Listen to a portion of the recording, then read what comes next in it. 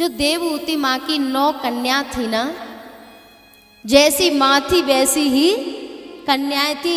उन 9 कन्याओं में से एक थी अनसुईया मैया, जिसे केवल भारतवर्ष में नहीं, पृथ्वी लोक पे नहीं, स्वर्ग में नहीं, तीनों लोकों में लोग जानते हैं, जिसकी चर्चा थी। ऐसी कन्या पैदा की देवहूति माँ ने। और मैयाओं, जिस माँ ने अनसुईया कहते हैं, नास्ति असूया अस्या सा अनसुईया, न अस्ति असूया कहते हैं दोष दृष्टि, दोष, न अस्ति असूया जिसके अंदर दोष और दोष दृष्टि नहीं है वही है अनसुईया। और जिसके अंदर दोष दृष्टि नहीं है उसके अंदर इतनी शक्ति होती है कि वो ब्रह्मा विष्णु महेश को छोटे छोटे से लाला बनाने की सामर्थ्य रखती है। एक बार क्या हुआ, नारद जी भ्रमण करते करते अनसुईया मैया के आश्रम पे पहुंचे। अनसुईया मैया प्रसाद बांट रही थी। नारद जी ने प्रसाद लिया और नारद जी को दक्ष का शाप लगा है, एक क्षण से ज्यादा कहीं रुक नहीं सकते। तो घूमते घूमते वैकुंठ में पहुंच गए। लक्ष्मी मैया ने देखा नारद जी कुछ पा रहे हैं। बाबा क्या पा रहे हो? बोले मैं एक बहुत बड़ी पतिव्रता के आश्रम में गया, उसने मुझे प्रसाद दिया है। अब तो लक्ष्मी जी के भी ईर्षा हो गई। बोले मृत्यु लोक पे हमसे बड़ी पतिव्रता? बोले हाँ मैया, याद रखना बैकुंठ तक पहुंचने के बाद भी ये विकार पीछा नहीं छोड़ते। अब तो मन में ईर्षा पैदा हो गई कि बताओ हमसे ज्यादा पतिव्रता और मृत्यु लोक पे। कैलाश पे पहुंचे। पार्वती मैया ने पूछा नारद जी क्या पा रहे हो? बोले एक बहुत बड़ी पतिव्रता के आश्रम का प्रसाद। अब तो उनको भी ईर्षा। ब्रह्मा जी के यहाँ पहुंचे। तीनों ने अपने अपने पतियों से कहा, बोले जाओ अनसुईया का पतिव्रत धर्म नष्ट करो। शर्मा जी,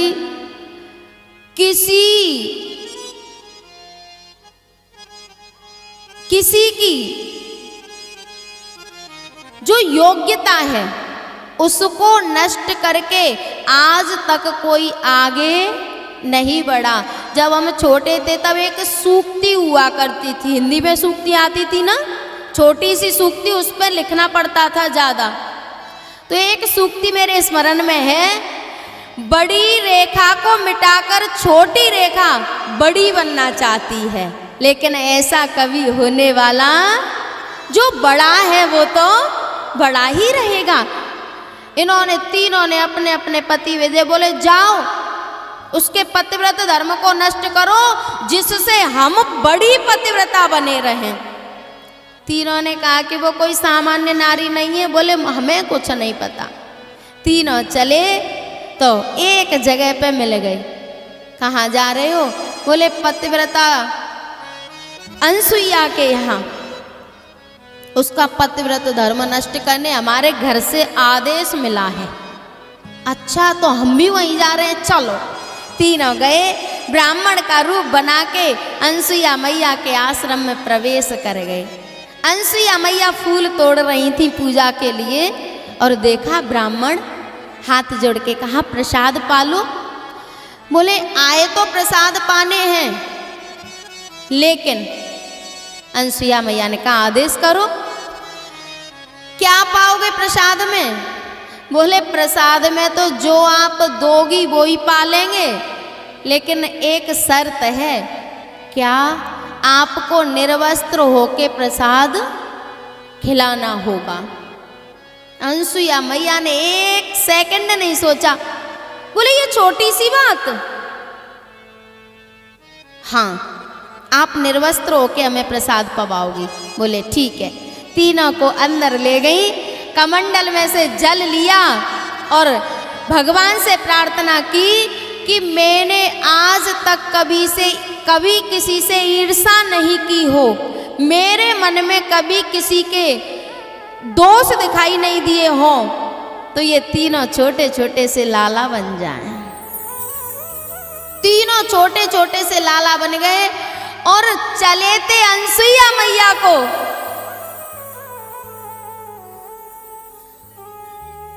प्यारे, जो दूसरों को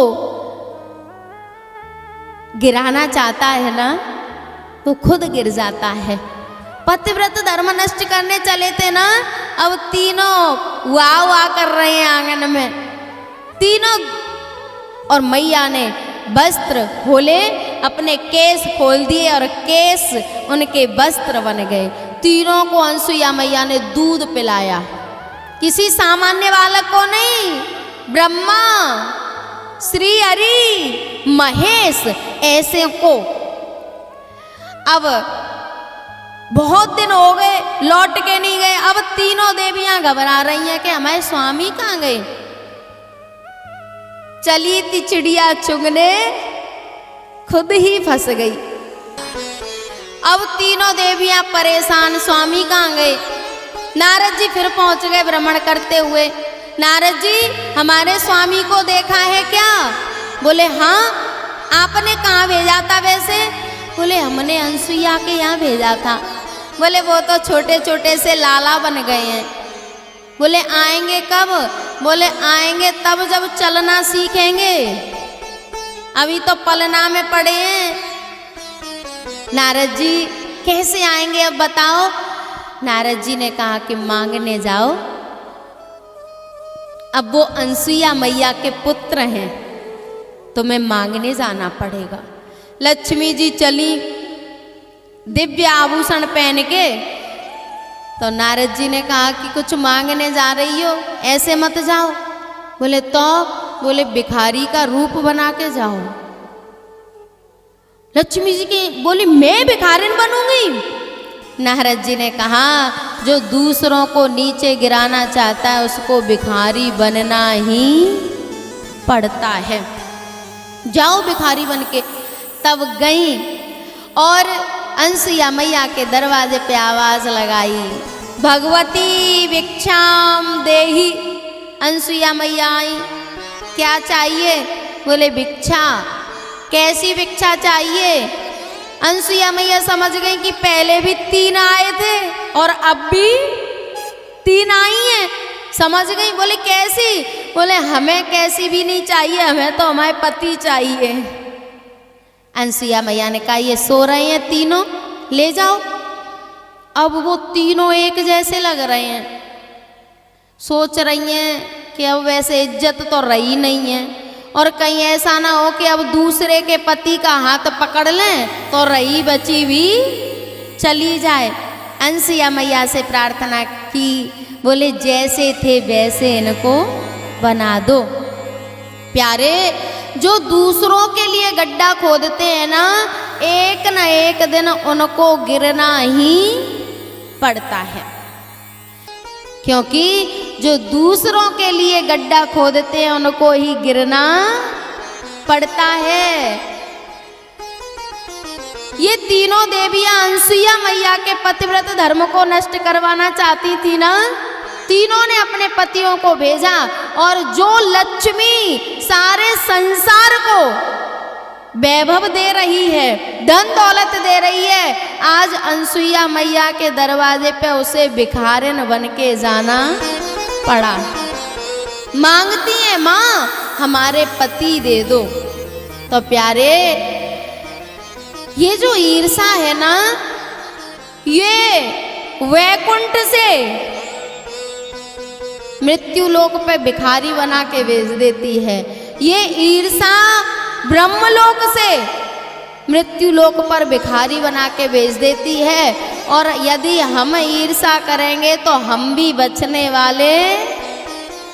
और सर्वाधिक कैसी अद्भुत बात है, जो किसी से ईर्षा करता है उसे तो पता भी नहीं कि कोई मुझसे ईर्ष्या कर रहा है, लेकिन जो ईर्ष्या करता है वो स्वयं ही अंदर जलता रहता है। जैसे हम आग किसी की तरफ फेंकें तो वो तो जाने जलेगा कि नहीं, पर हमने आग उठाई है तो हमें जलना